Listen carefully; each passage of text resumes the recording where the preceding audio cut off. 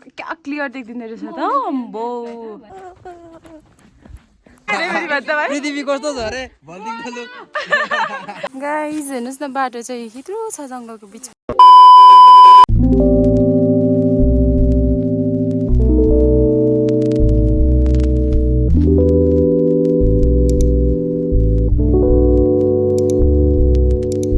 So hey guys, welcome back again to my new video.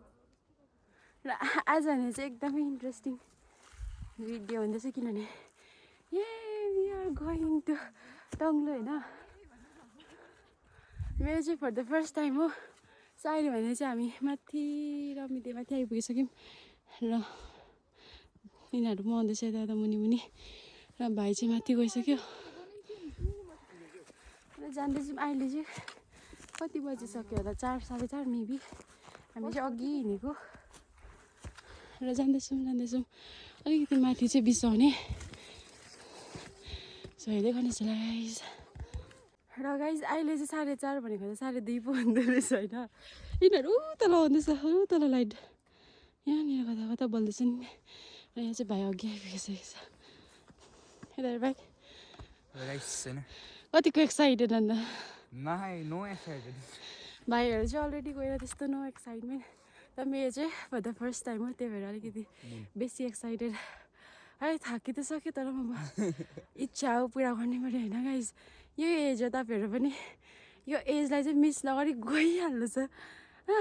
Guys म तपाईँलाई यहाँ पछाडिको त्यो दार्जिलिङहरू देखेको भ्यू देखाउँछु यताबाट हेर्नुहोस् यो दार्जिलिङ देख्दैछ होइन हामी चाहिँ तलबाट आएको यता तलबाट आएको अन्त चाहिँ यहाँनिर कुनै केही ढुङ्गामा बसिरहेको छु मजे कति छ हेर्नुहोस् अन्धकार अहिले चाहिँ कति 3:30 बज्न आँटेको छ अहिले चाहिँ हेलो गाइस हामी चाहिँ अझैसम्म हिँडिरहेको छौँ उज्यालै भएको छैन पृथ्वी कस्तो छ अरे भनिदिनु लु पृथ्वी कस्तो छ अरे भनिदिनु लु आज चाहिँ प्रुफ गर्यो प्रतिले गाइस हामी चाहिँ कहाँ माथि आइपुगिसक्यौँ होइन तर पनि आइपुग्दैनौँ हो आयो हामी चाहिँ अब सालेबुङ ग्राउन्ड निस्किन आँटेको छौँ आउँदैछ पछाडि ओइ ल अमोरी छ त्यो फ्रिजरमा ग्राउन्ड चाहिँ त्यता चाहिँ देख्दैन रहेछ होइन यता चाहिँ यता प्रणुको चाहिँ हालत पत्ला भइसक्यो भाइ यता म चाहिँ बिमार भइरहेको छु बहिनीहरू अलिक तल छ प्रातीहरू बहिनी परे अन्त यहाँ उनीर ऊ पनि छ होइन मेरो कति संस्कारी हो ए यहाँ चाहिँ ग्राउन्डमा आइसक्यो ग्राउन्डै देख्दैन तर खै गीत बज्छ न त अन्त ल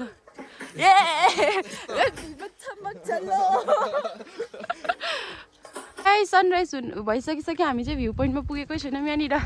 मुन पनि सेट हुन आँटिसक्यो होइन र यो भ्यू हेर्नुको लागि चाहिँ हामी भ्यू पोइन्टको लागि कुद्दैछौँ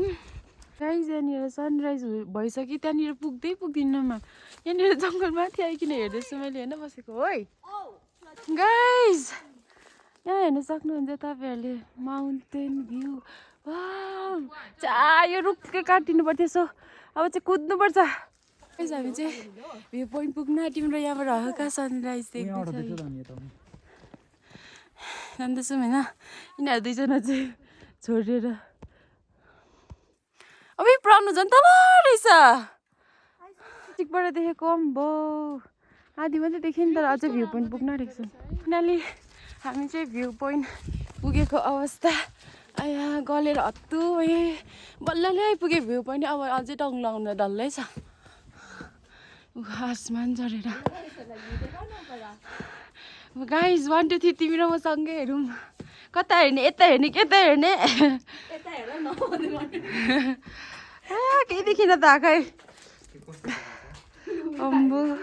ब्लर भयो कि त यता चाहिँ छ माउन्टेन भ्यू अम्बो क्या क्लियर देख्दिँदो रहेछ त अम्बो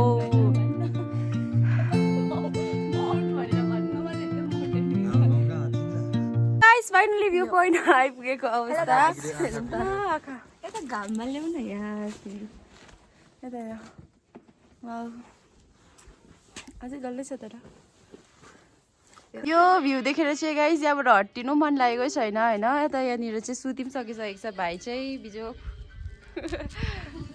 गाइस फाइनली हामी चाहिँ धोत्रे पुगेको अवस्था होइन बल्ल बल्ल कता कता पुगेर सो हामी चाहिँ यहाँ गेट छिर्नु आँटेको छौँ गाइस हामी अब यस्तो जङ्गलै जङ्गलमा चाहिँ हिँडेर चाहिँ यहाँनिर घरै घरदेख्दा चाहिँ शान्ति भयो हामी चाहिँ धोत्रे बजार आइपुग्यौँ फाइनली थ्याङ्क यू लर्ड सन्चो भयो आराम अहिले भने चाहिँ हामी यहाँ चिया खानु बसिरहेको छौँ शान्ति भयो चिया खाएर चाहिँ हामी चाहिँ यहाँनिर हेर्दैछ यसले खाएन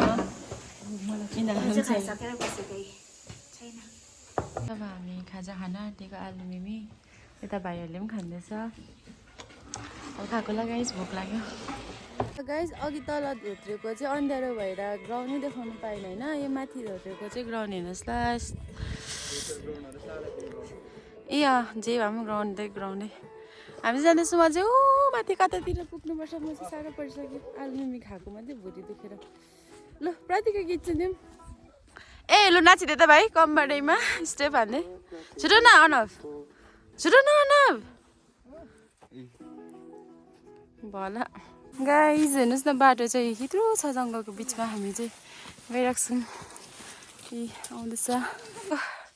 यो जग्गाले गर्दाखेरि यहाँ हामी भुल्यौँ अन्त अब अझै छ उकालो हिँड्नुपर्ने हत्तु भइसक्यो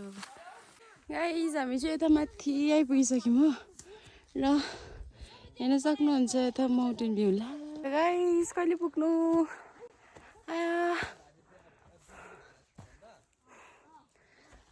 र गाइज अहिले भने चाहिँ हामी यहाँ टङ्ग्लु पुग्नु आँट्यौँ यहाँ टङ्ग्लुको चौरामा आइपुग्यौँ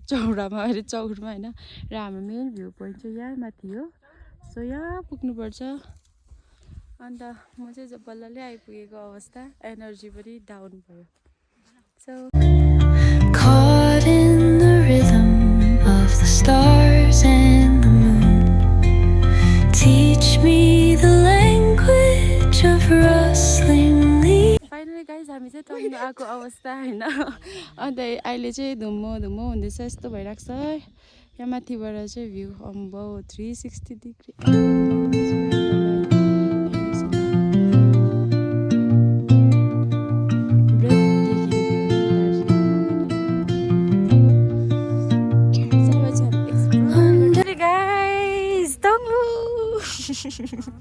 र टङ्ग्लु झिल चाहिँ यत्रो सुकेर यस्तो भइरहेको रहेछ पोखरी चाहिँ अन्त सबै अब चाहिँ जाडो भएर पऱ्यो यस्तो के भन्छ कुहिरो लागेर यस्तो हुँदैछ बाई बाई टङ्ग्लु अब चाहिँ म कति वर्ष बाद आउँछु थाहा छैन जिन्दगीको गोरेटोमा फेरि भेट भयो भने हामी म आउनेछु त्यहाँ टङ्ग्लु